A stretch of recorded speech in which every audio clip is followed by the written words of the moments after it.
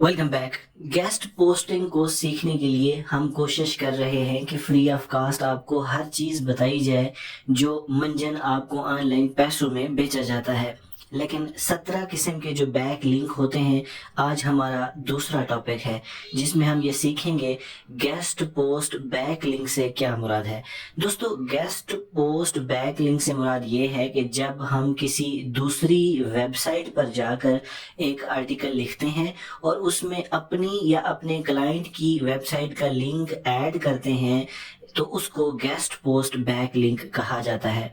अगर फर्ज करें मैं ये कहूँ कि एक डिजिटल मार्केटिंग की वेबसाइट है, उस पर आप टेक्नोलॉजी पर एक आर्टिकल लिखते हैं और उस आर्टिकल के अंदर आप अपनी वेबसाइट का या अपने किसी क्लाइंट की वेबसाइट का लिंक लगा देते हैं तो इसको गेस्ट पोस्टिंग लिंक कहा जाएगा। इस तरह के लिंक के लिए आप कोशिश करें कि अच्छी स्टैट की वेबसाइट ढूंढें। स्टैट से मुराद यहाँ वेबसाइट अच्छी हो, उसकी रेटिंग अच्छी हो, उसका डीए अच्छा हो यानी डोमेन अथॉरिटी अच्छी हो, उसकी ट्रैफिक अच्छी हो। तो ये सारी चीज़ें बेहतर होंगी, तभी आपको जो है वो बेनिफिट हासिल होगा या आपके क्लाइंट को जो है वो बेनिफिट हासिल होगा।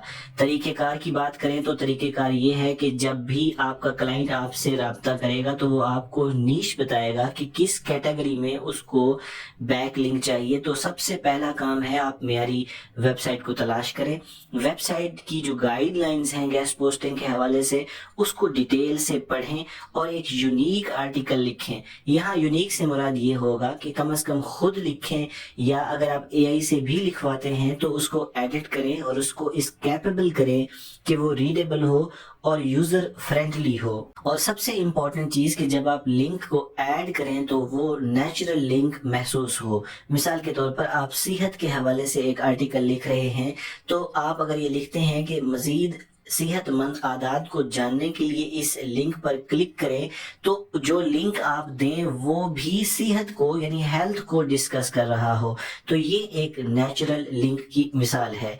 अगर मैं एहतियात की बात करूं तो चंद बुनियादी एहतियात आपको ज़रूर अपनानी चाहिए कि कभी भी कमज़ोर वेबसाइट का सहारा मत लें। आप आर्टिकल देते हैं, इसकी मिसाल यूँ समझें कि एक आर्टिकल को अगर आप सिटी के अखबार में पब्लिश करेंगे तो कितने लोग उसको देख पाएंगे, और अगर वही आर्टिकल आपका नेशनल अखबार में पब्लिश होता है तो उसकी वैल्यू कितनी होगी। तो यही मसाला जो है वो वेबसाइट्स का है। आपने स्टैट को देखना है, आपने उसकी ट्रैफिक को देखना है, आपने उसकी अथॉरिटी को देखना है। कभी भी कमज़ोर वेबसाइट का सहारा नहीं लेना। दूसरी बात, अगर तो आपके क्लाइंट को सिर्फ अथॉरिटी दरकार है तो फिर अच्छी अथॉरिटी वाली वेबसाइट देखिए, ना कि आप उस पर ट्रैफिक को भी फोकस कर रहे हो। इसी तरह कुछ क्लाइंट को सिर्फ ट्रैफिक की ज़रूरत होती है तो तब अथॉरिटी इतना मानी नहीं रखती।